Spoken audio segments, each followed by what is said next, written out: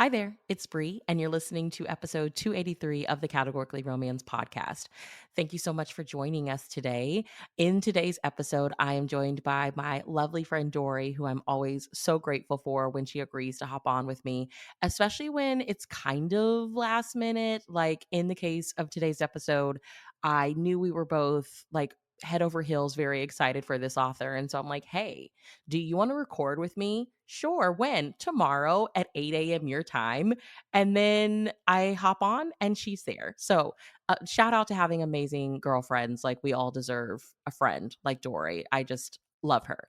But anyway, Dory and I chat with the Rochelle Alers in today's episode. And Rochelle is someone that I've wanted to have on the podcast pretty much since the beginning of time for the podcast. So shout out to our incredible Susan Littman, Harlequin Special Edition editor, for helping me get these interviews that are happening. I'm so grateful. And Rochelle is so cool. Like I told her, like I've wanted you on the podcast for years, and in the best like New York accent ever. She was like, "Oh, you just all you had to do was reach out. Like I'm human. I would have been here." So it's a dream come true. In today's chat, we of course talk some oral history. We talk everything from like Careless Whispers, which was her first release back in like 1988, to the Maverick's 30-Day Marriage, which is our next Harlequin Special Edition from her. And she's also writing some historical like romance novels, romance slash like women's fiction. Sounds just like some amazing historical fiction that we're getting from Miss Rochelle. The first one that we really talk about is Home and Away, which is a story that focuses really at the core, it's like set in the world of the Negro baseball league that we had here in America. And I'm so thrilled about it. So, yeah, some really fun stuff. Of course, all the links to where you can keep up with Miss Rochelle will be down in the show notes. And of course, where you can keep up with my friend Dory and her podcast, All the Fills. Where you can keep up with me, links are always down in there, down in the show notes as well as the podcast email. I would love to hear from you guys. Email me, let me know what you're enjoying, what you're not enjoying, what you would like to see.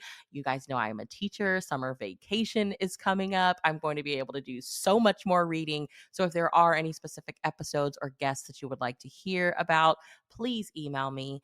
And yeah, if you would be so kind, if you enjoy, please rate and review the podcast. It will help other category romance lovers find us, and the more friends, the better. And I think that's it. I think that's all the housekeeping. So without further ado, on with the show. I really hope you enjoy episode 283 with Rochelle Alers.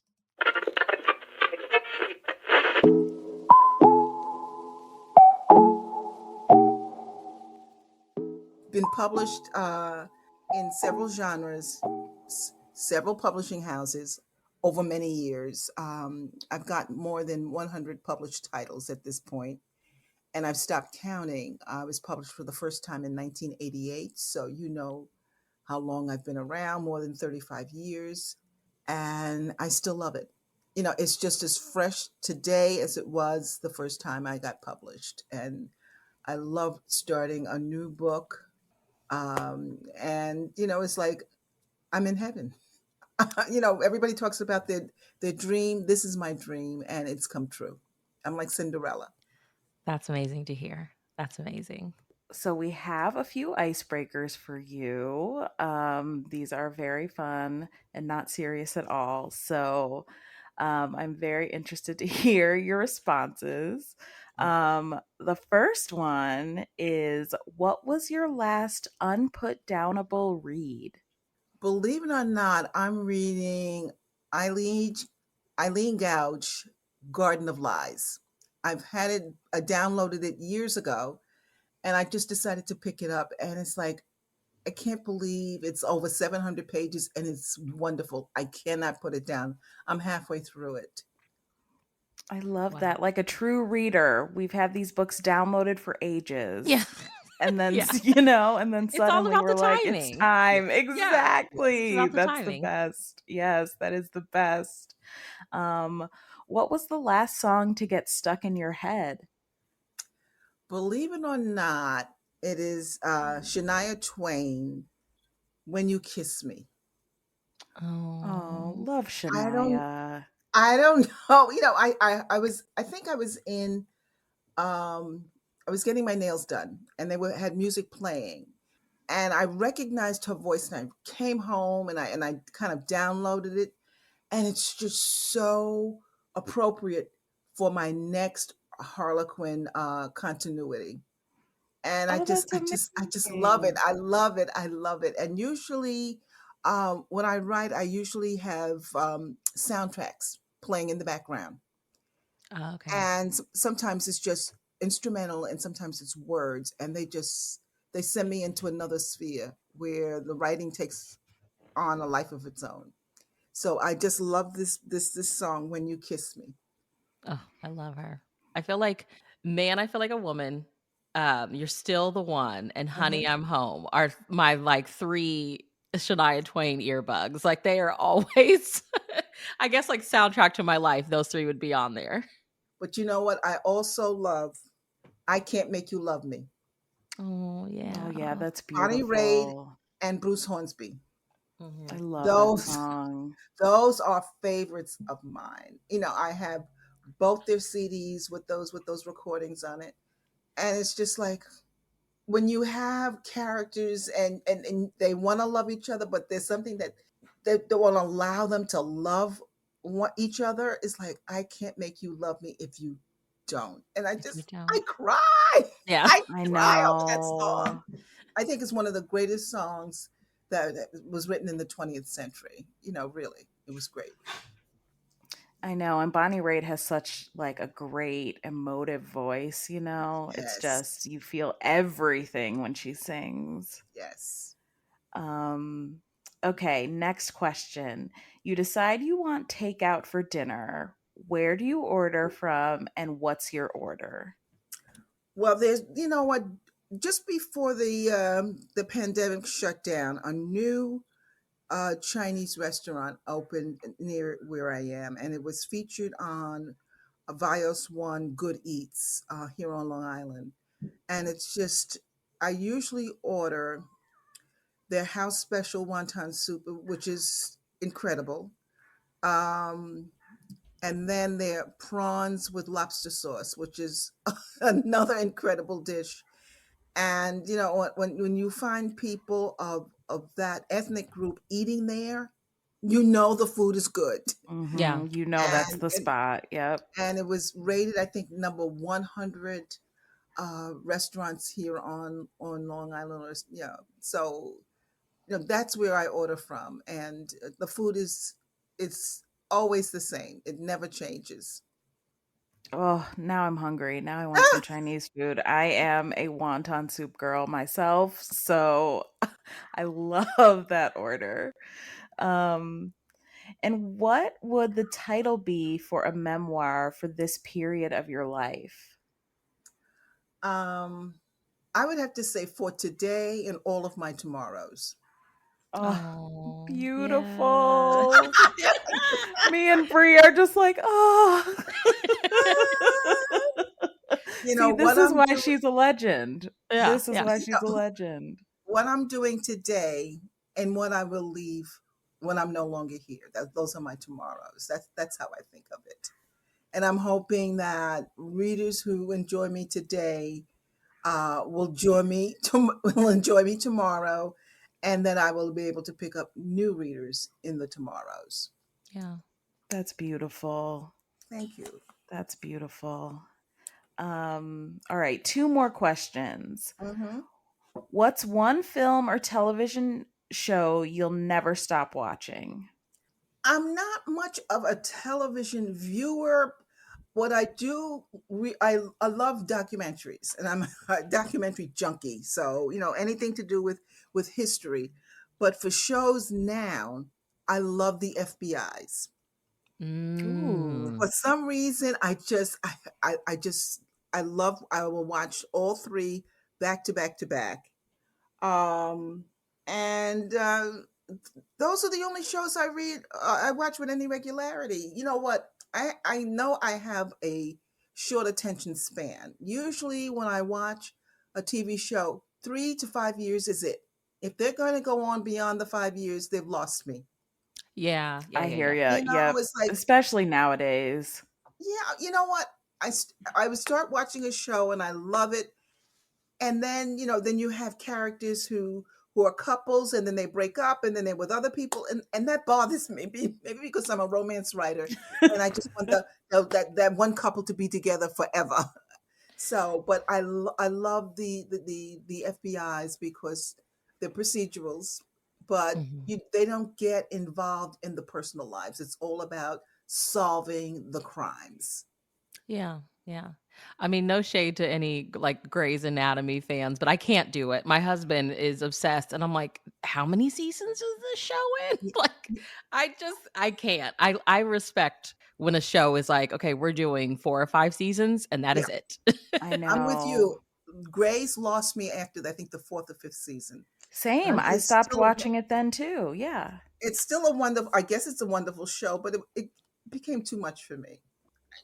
Yes, I totally agree. I hit that like 3 year, 4 year, itch, and I'm like, does this show still need to be going on? I guess Mhm. it's different if I love a show, and I just Hmm. want it to go on forever, Hmm. but that's rare. Yeah. Um, okay, and finally, for anyone new to your bibliography, how would you describe the types of books you enjoy writing? Well, you know what? I enjoy the women's fiction only because I can feature characters who are of a certain age. Mm-hmm.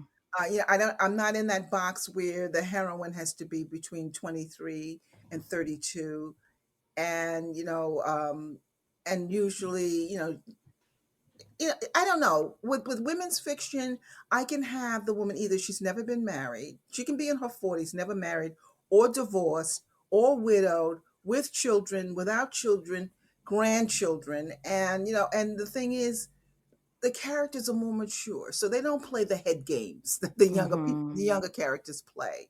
They're not a lot. They're not afraid to speak their minds and tell the hero or their friends exactly what they're feeling, what they want, and what they don't want, and their experience. They have life experience, so it's easier for me to write women's fiction.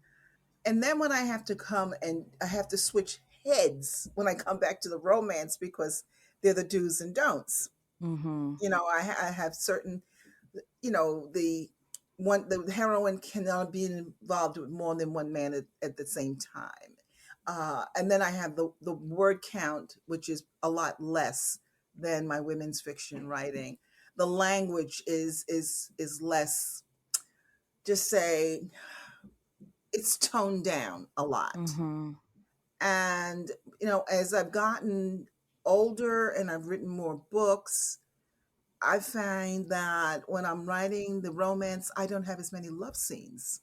There was a time when I would have maybe 3 to 4 love scenes in a particular novel, but now, it's all about the emotion and their Mm-hmm. feelings. So some of my romances only have one love scene, and it's enough.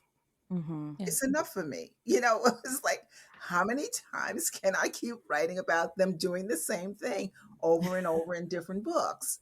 So, I think I've matured in that way as a writer. But I do enjoy writing romance. But I have more freedom when I write women's fiction. Well, we love hearing romance origin stories. So, can you share with us how you became a romance reader and then how you became a writer? Like, were you always in love with both or what? Well, I've always been in love with reading. Um, I would sit at the breakfast table and read the cereal box, and I was always the last kid at the table to leave because I was so busy reading. There was a time when I would have to have something in front of me when I was either eating or even watching television to read. So I have to say it had become an addiction. Um, and as a student in high school, I read all the required readings before before I had to. Um, when I discovered Zane Grey in the library, I would take out all the Zane Grey books. So, I got hooked on Westerns. Um, and then as a young girl, of course, I read Nancy Drew, Sue Barton, a student nurse. And then as I matured, I started reading Harold Robbins, Howard Fast. Once I discovered an author, I would try to read everything they had ever written. And, so that was sort of my lead into to reading romance. I was home taking care of a baby. I had taken 3 or 4 years off from working to raise my daughter. I said, by the time she goes to nursery school, then I'll go back to work. But that gave me the time to read. And I had gone to this, it's now defunct Woolworth, and they had some silhouette romances on a rack. And I picked up one, I think it was by Dixie Browning. And I said, oh, this is so good. And then I realized there were more of those books, and they were numbered. So I went back and got them all and put them in the numerical order. So there was 6 a month. And then I went to this little variety store, and they also were carrying the books. And the woman told me, she says, oh, they come out every month. I said, really? So I said, when they come out, give me a call and I'll come and pick them up. And that's when I really began to become a fan of romance. I mean, when years ago, Red Book magazine used to excerpt a Harlequin novel in their magazine, but because the characters and the settings were in another country, it was a culture I wasn't, certain things I just wasn't familiar with. But with the silhouette romances, they were set here in the States. So I can identify with um a trunk of a car being, the trunk of a car instead of the boot and stuff like that. So but then I was truly addicted. I would buy anything with couples on the cover, whether it was contemporary romances or the historicals, they knew when those new books came in, give me that phone call, and I was in there. And I picked them up. And there were times when I had read more than 200 romances, and I said to myself, this is so easy to write, because they were so easy to read, not realizing, they were written to a formula. I thought I was pretty clever. Oh, I figured out who she was going to end up with at the end of the story, not realizing it was written to a formula. So that was something I had to learn. So when I sat down to try to write one, I didn't realize just how difficult it was. Yeah. Yeah. But I knew I had a very vivid imagination. I had a wonderful imagination. I got A's in English in college, even though I didn't like English. So I said, there's something going on here. Um, but it took me a year to write a novel. And at Hmm. that time, I was writing it on an electric typewriter. This is before you had um, word processors or the computers out for us. And I thought it was pretty good. But when I sent it in, of course, I got tons of rejections. But you know what? I never gave up. Yeah, But I was the gonna say, thing, at least you did it. You did it. the fact that it took me a year to type 200, 300 pages was a feat unto itself. And I felt I was successful. But I said, you know what? I'm going to keep at this. And I Hmm. realized that my narrative was wonderful, but it was my dialogue that Mm, Mm. suffered. And I decided what I'm going to do is watch some of my soaps, because your soaps are nothing but dialogue. right. Right. And I would turn the volume up on the TV and go in another room. And because I'm familiar with the characters, I knew the voices, and I would listen to the way they spoke. And after a while, it hit me. This is how dialogue should go, because it was so Hmm. stilted the way I was writing it. And once I was able to get the dialogue and fit it with the narrative, I knew I was onto something. But as a black writer, romances weren't, or they just weren't publishing romances with characters of color at that time.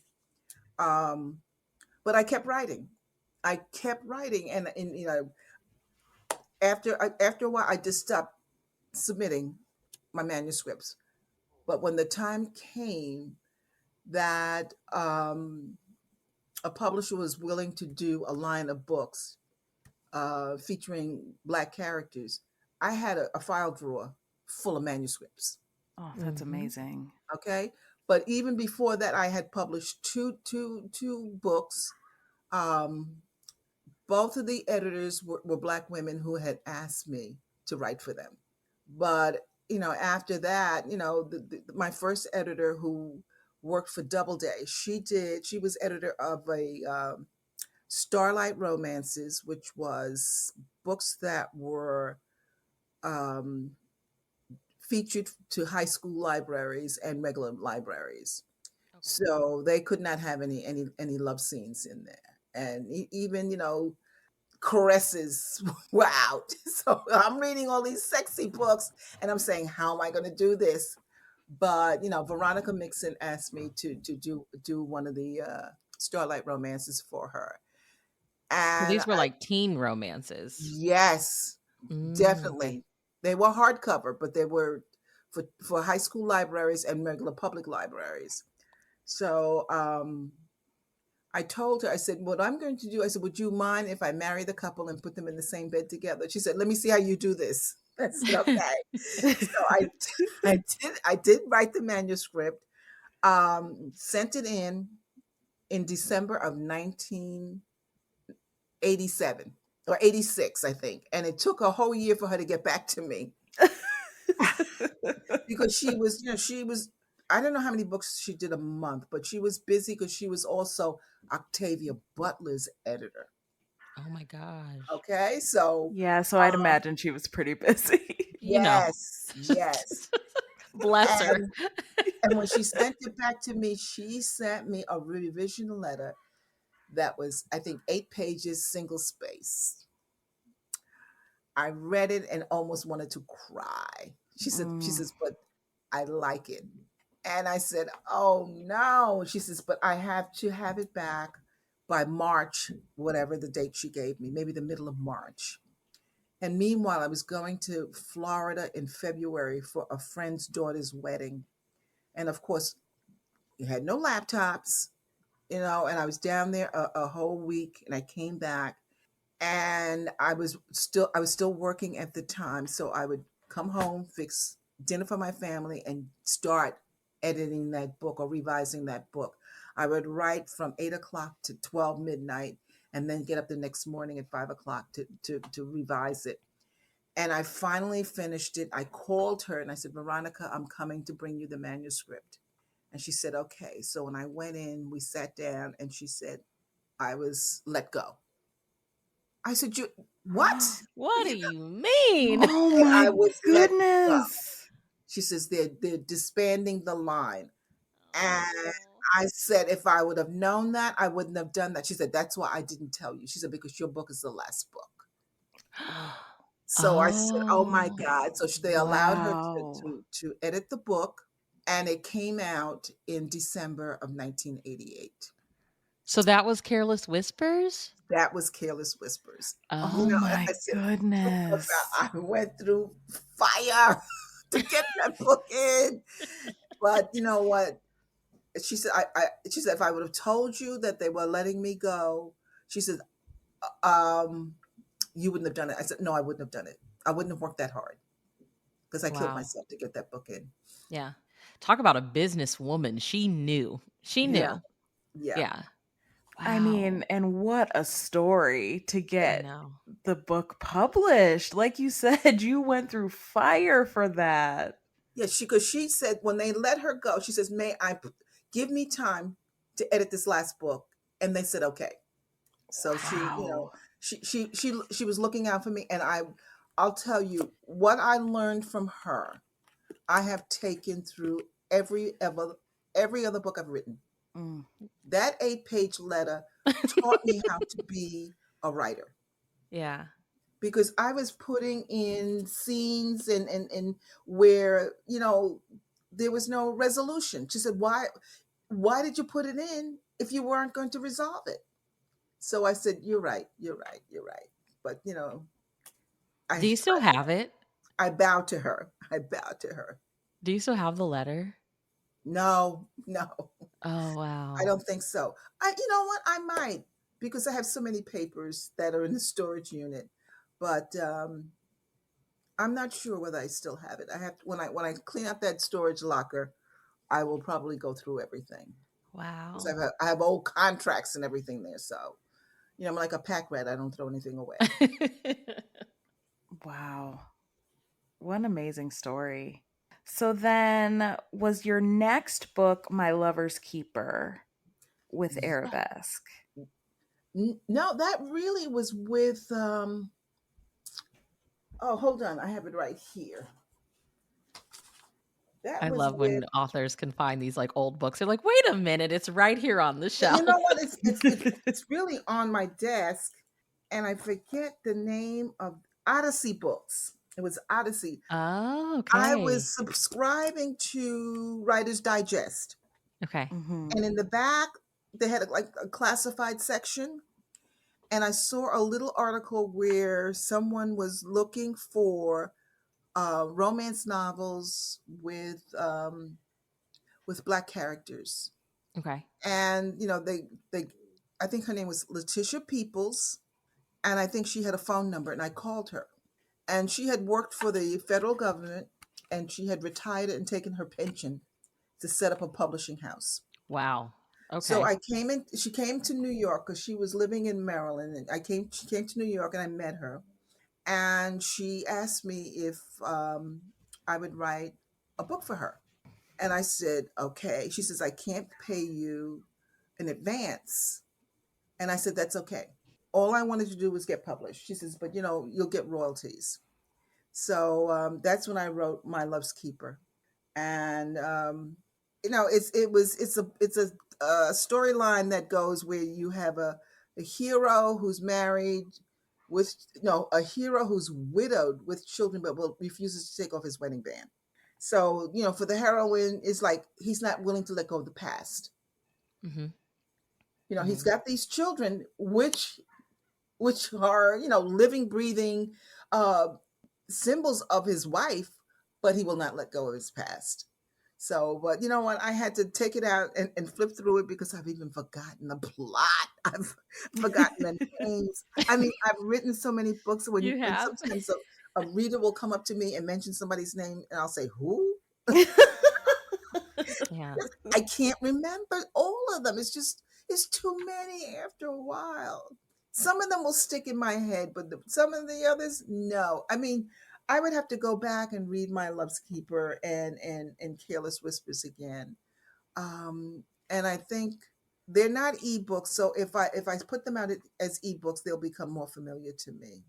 Mm-hmm. Hmm. Um, but some of that early work is not. It's just like So it's yeah, there's so many cobwebs. characters in between them now. Yeah, yeah, Well, yeah. we're really big on like how did it feel? So like 88, 91, did it just feel like black readers were craving stories where they saw themselves? Like did you feel like you were in the middle of like a big change? Like did romance feel like it was shifting? Like how did it feel for you?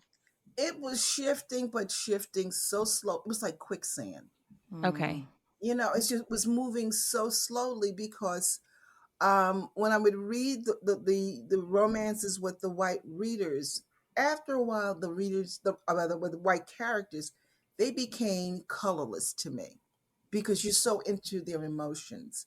I mean, it's like when you go to the movies, you see the characters, you see the color, but the color, unless it's just part of their experience, doesn't mean much. But I Mhm. wanted to read about characters who look like me, Hmm. who sometimes would talk like me. You get the vernacular or the dialect, or who ate foods that I would eat, or had grandmothers who would say certain things. Like if you live in the South, there's just certain things that in the South that everybody who lives in the South knows what it means. Right. Um, whether regardless of your race, Mhm. but so many, once my books came out, they were saying, when's your next one? When's your next one? I would say, I don't know. I don't Yeah. know when the next one is because Odyssey books had gone out. Veronica and Starlight Romance, they were also defunct. So, but I said one of these days, somebody's going to come up with a line of books, or they're willing to publish books with characters who are diverse. Mhm. And, it happened in 1994 when Kensington decided, while everybody's talking about it, we're going to do it. And that's when they put out Arabesque. Wow. And when Monica Harris, I think her name was Monica Harris, was the editor, when she put out the word, I had a whole armload full of manuscripts. Mm-hmm. And the thing is, they were buying two books at a time. Okay. And before she even would call me for the option book, it was already in. I would written because I had written so many, and I Right. was You just were ready ready. for the moment. I was ready. That's it. Yeah. Wow. And there's hasn't been any turning back at this point in time. Yeah. You wrote for Desire, Miss Rochelle? Yes, I You wrote did. for Kamani, like, and now you're with Special Edition. Like, how did shifting to Harlequin happen? Well, you know what? Harlequin bought out Arabesque. Mhm. Mhm. Okay. So, it was just like it was a lateral move. So we just moved over. So I moved over to Kamani. But even before I moved over to Kamani, I had done a couple of I think I did Four Desires for Harlequin. So they were familiar with my writing. And after Kamani went out, I went into Special Edition because I Mhm. wrote about families. Mm-hmm. Okay. And because I'd done the Hideaway series, and that was all about families and offshoots. I had written about the Wainwrights; they were families, um, and so I was just primed for Special Edition, and I really like writing for Special Edition because it's shorter. Yeah.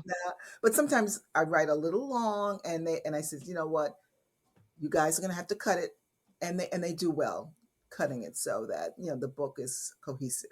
Well, and yeah, with your love of women's fiction, with Special Edition becoming a little bit longer, does that kind of fuel that little creativity spark that you enjoy so much?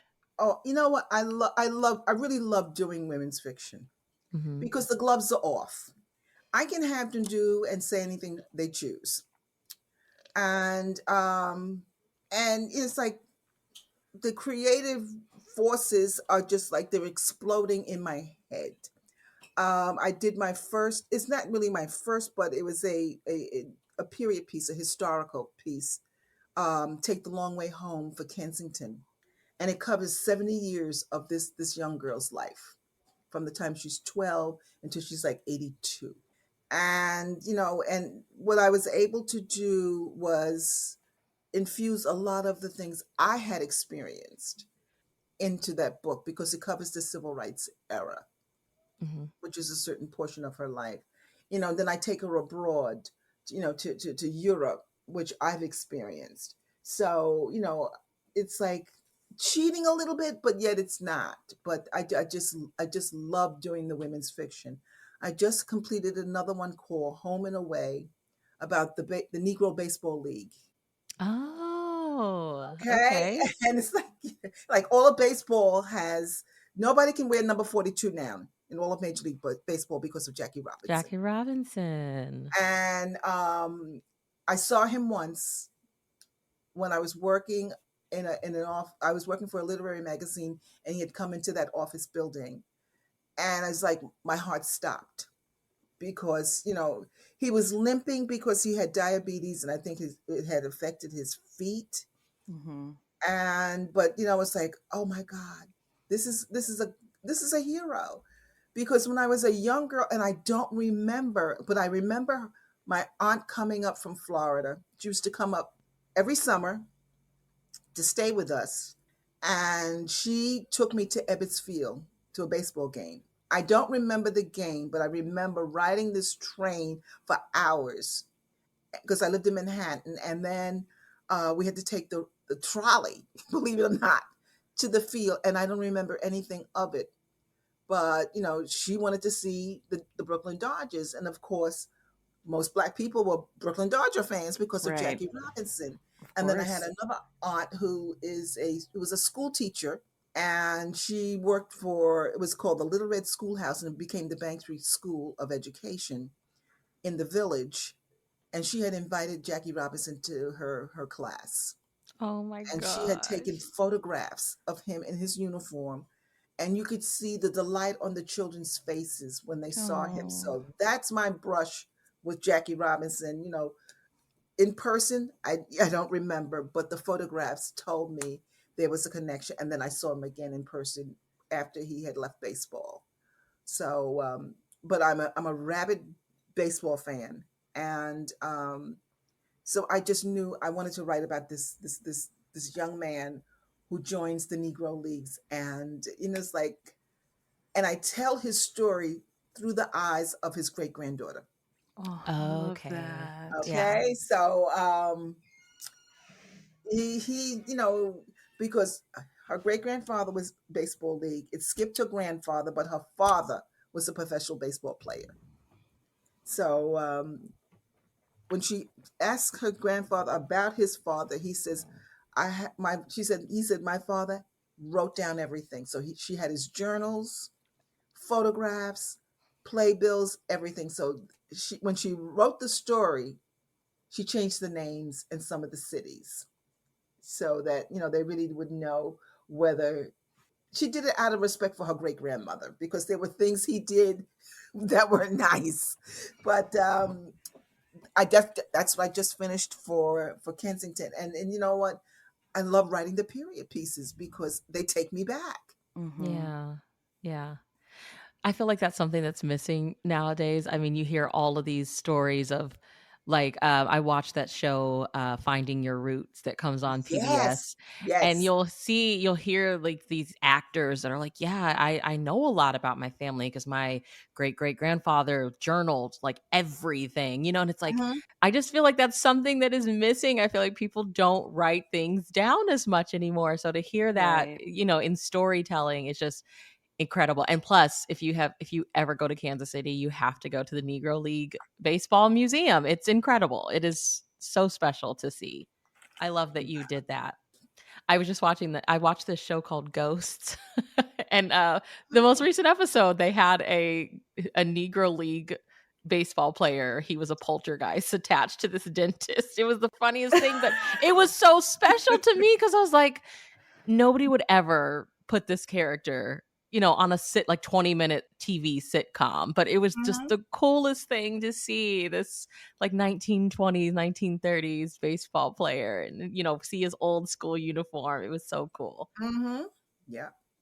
That's so fun. I'm a huge baseball fan too, so I Well, will I'm a rabid definitely be I'm reading a that. Mets fan. I'm a Mets fan.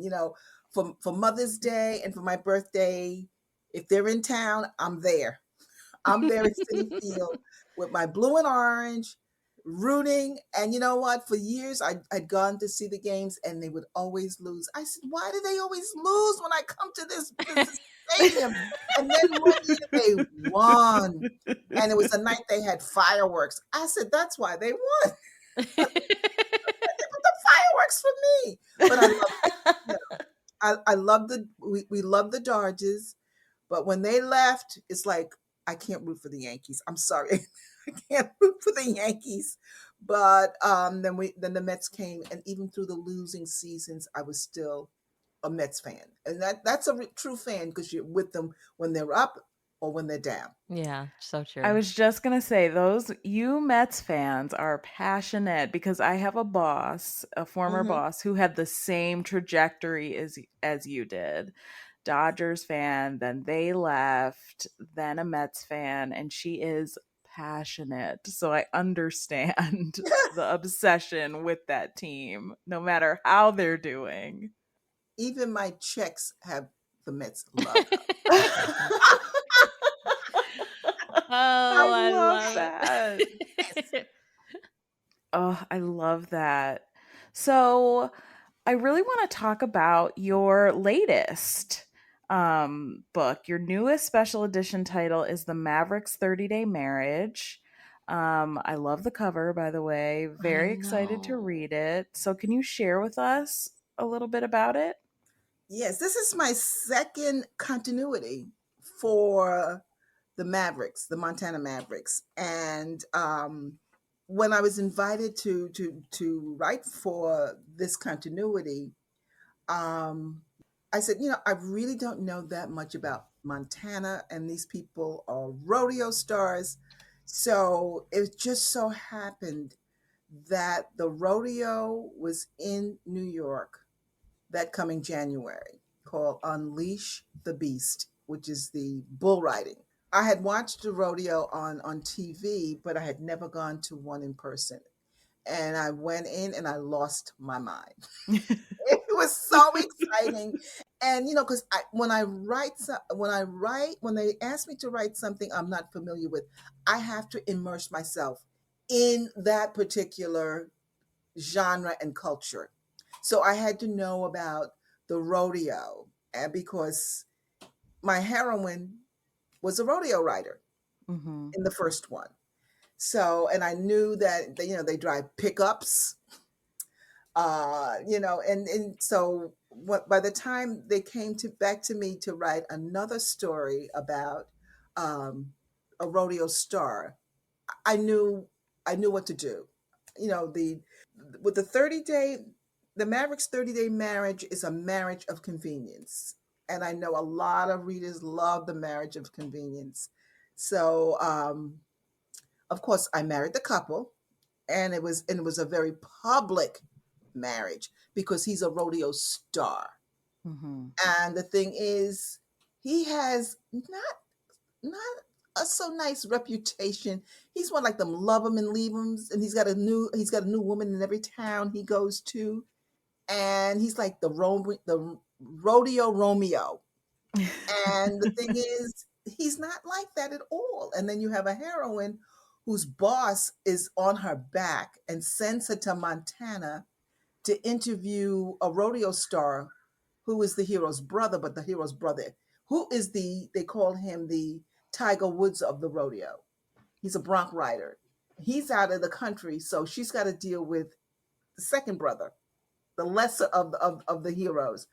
And she knows nothing about the rodeo, and she thinks her boss is trying to get rid of her. So, and then, when she meets the hero, he says, I can help you and you can help me. He says, but you know what? You're going to have to help me with my reputation because it's not the nicest. And because there was one woman who had posted some stuff online talking about he was a dog, he was a pig, he took me out, and then then he dumped me and he ghosted me, and then other women were saying the same thing. Oh, he's no good. So his reputation is in tatters. And once he decides to leave the rodeo circuit, he wants to open up a um, almost like a school for kids to come in to get help with homework and test prep. And parents aren't going to send their kids to this place with this man with this ugly reputation. So so they get together and they do get married, and that way she's able to write wonderful stories about him, and they concoct something where his they kind of repair his reputation, and she gets her stories. But but they only have 30 days. At the end of 30 days, it's over. It's over. There won't be any exchange of money, there won't be any sex. But you know what, when you're living in the same house with someone that you are attracted to, it makes it a little bit difficult to say you're indifferent. Yes. The same with him, and it's the same with her. And the thing is, they even have to fool his parents that they're in love. Oh, And no, but wow. she feels a little bad about that. She says, because she said, mothers know when you're lying, but they play the part so well Mhm. that they begin to believe it themselves. But I truly enjoyed writing this story. It went on a lot longer than I wanted it to, but they were able to cut it down, and I think the readers are going to enjoy it. I've been invited to another continuity, The Fortunes of Texas. which I Okay. am writing now. So Ooh. I like the continuities because I like that the writers, everybody who's involved in the continuity, we always have to like brainstorm Mhm. among ourselves. And so that each book will follow the next book almost seamlessly.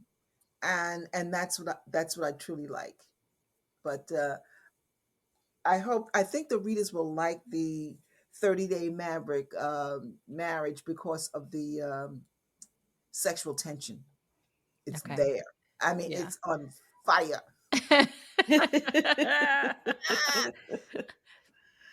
That's what Well, we I love. know, right? Um, I can only imagine the playlist that you've had going on for that. So I'm like, what did she have going on? Um, well, knowing what you know now, you've had this amazing writing career. What would you go back and tell yourself at the beginning when you started writing? um, what I tell myself today is to believe in myself. The thing is, if you believe you can do it, then you have to try to do it. You know, it's Mhm. Mhm. one thing to say, "Oh, I want to be a writer. I want to be a writer." But if you can't keep saying it if you're not going to execute the steps to do it. You know, Mhm. it's trial and error.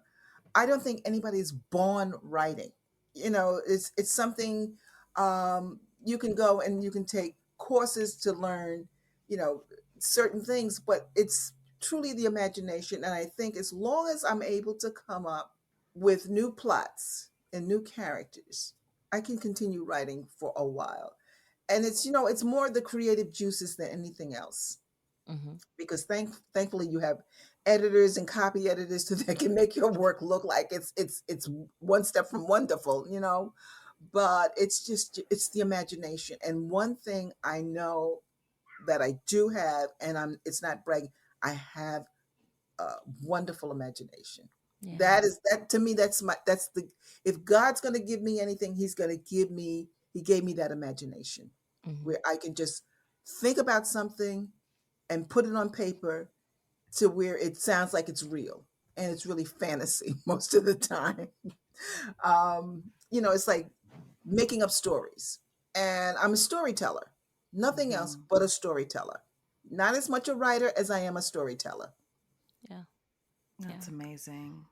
I think the imagination just I think that's so beautifully put. That's such a big part of it. I mean, it literally starts there, you know? Like that's where it starts. Yeah, because I'm doing I just submitted a proposal to Kensington for another women's fiction, and this time I'm going over where, you know, sometimes most of the time I'll have two women, three women, four women who bond together. These are three young boys who bond together as Okay. teenagers and their lives going forward in the 50s and 60s because the 50s were pretty good, but then the 60s and 70s became turbulent times. So this is my first time really writing about quote unquote the men and from their point of view and how they see things and how they relate to themselves, their friends, and the world around them. And Okay. you know, it's and they break every sin, every deadly sin imaginable. And you know, it's like, okay, okay, but it's no, it's circumstances that force them to do things. And you know, it's all about choice. Yeah. And you know, when you look at it, you have choice, you have free will, and it's what they have chosen the road they took them down a road that, you know, if I think if they really knew what was at the end of that road they wouldn't have done it. They wouldn't have done it.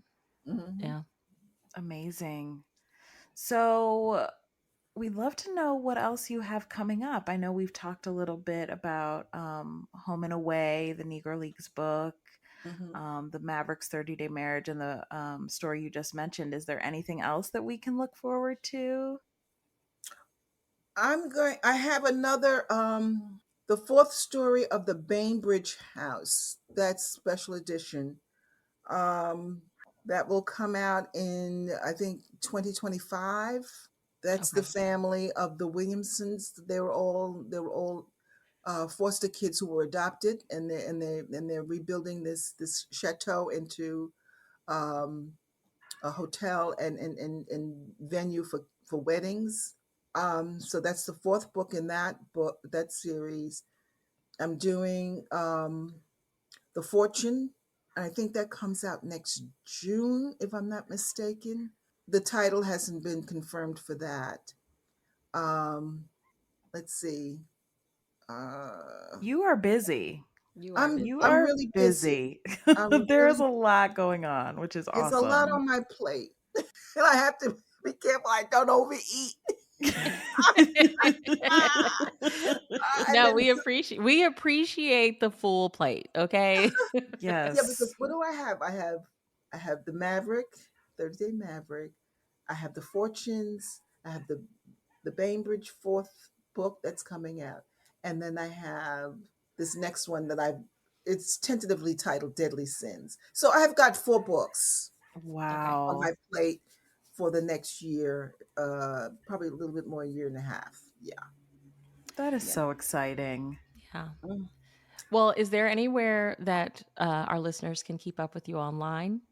Sure. My website is www.rochellealers.org, and you see a listing of all my books, um, audiobooks, women's fiction, romance, um, things that I'm interested in. Like um, I'm a foodie, so you'll see recipes, and in between time, like I'm never really not busy. So if I'm sitting watching television, I knit and crochet. So you'll see a lot of that stuff there too that I give away to charities. Okay. Oh, well, thank you for spending your time with us and letting us pick your brain. This has been amazing. And we can't wait for these titles that you have coming out. You have some, yeah, I mean, these period pieces I'm super excited for. I know Dory and I are going to be freaking out and talking about them. So. I know. I'm looking right now at the cover for Home and Away, and I'm like, I need this in my life now. This is so beautiful. I'm trying to remember the one you had a special edition. I don't think it was last year. All I remember is it had the cutest puppies on the cover. And Oh. I just friends who had never even read category before were like, "Oh my god, what is this?" And I was like, "Yes, give it a try." Yes, Yeah. you have so many amazing books. So thank you so much. We'll have the links to where everybody can keep up with you down below, and you'll have to come back. I mean, you have books coming out. Dory and I love to talk.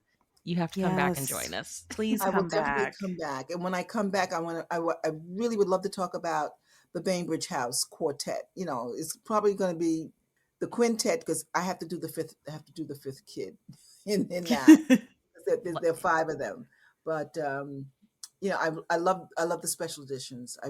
It's just peaceful when I write for them. There's no angst. There's no anxiety. But when I write for my women's fiction, I go through a lot. It's a date. Consider it's a date. I found the title. It was The Bookshop Rescue. I was like, I know it was something with books. Oh, Yes.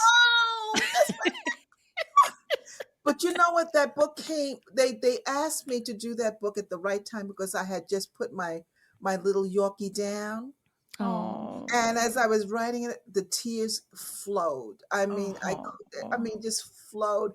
I loved Buttercup and Biscuit and Waffle and Grits. I mean, I love those puppies. Oh, I love those puppies. Oh, that was another continuity. Yeah, Forever Yours was the Hmm. series. Oh, Hmm. yeah, like I said, friends who had never even read any category were like, "Oh my gosh, there are people of color on the cover with puppies and I books." just saw it. Oh my Yes, gosh. it's sweet. Oh, they are